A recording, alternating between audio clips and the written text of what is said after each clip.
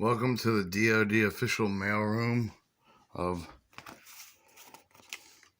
CharterConductor.com, a purpose for the intelligent railroader. Working on our truck videos, looking at the different wheel brake schematics, the different way a lot of pins, the rods, and the brake shoes can go. Whether it be pulled forward or backward to the rear or whatever, like there's a couple combinations for that. Some more combinations for a triple.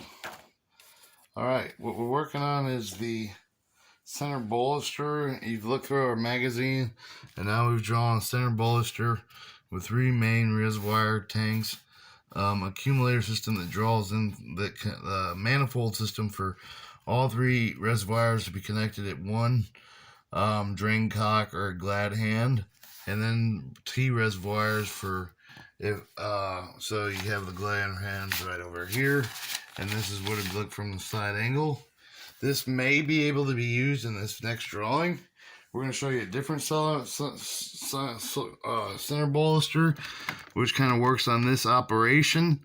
The spreading apart of and the balancing of a liquid. You see as the rack and pinion moves, the teeth move, and then moves out. So what we have is 2 different ones. We have the top center bolster from the overhead of the top middle of the center bolster, center plate, which probably would be the best entry for your air. So when air gets shot into the truck, it pushes it out towards the outer end of the side bolster. Here's what it looks like on the side bolster. This hole is from the center of this is the pathway. It travels through this hole, and then it splits in half, and then it pushes its way through the corners of your as it pushes this out, it pushes that back out and bleeds back down through the bottom and around back into the center bolster.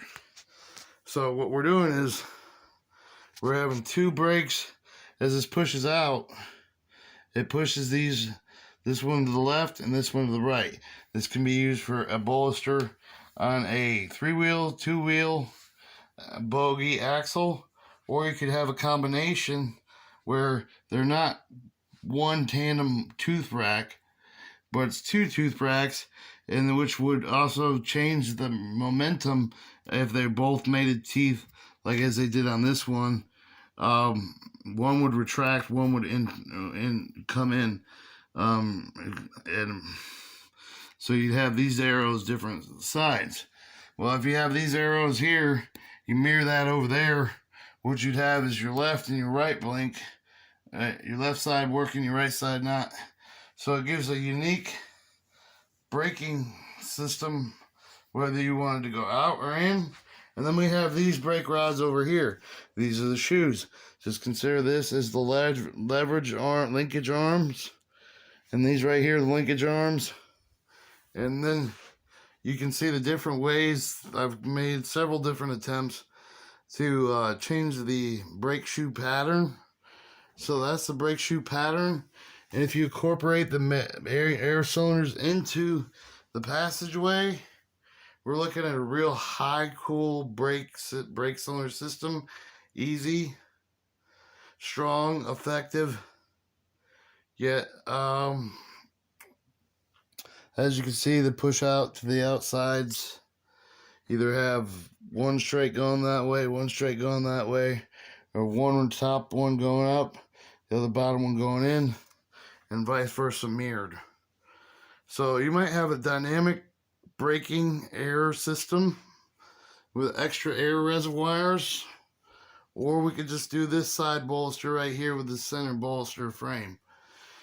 It's kind of rough. I'd put the arrows on there to help visualize.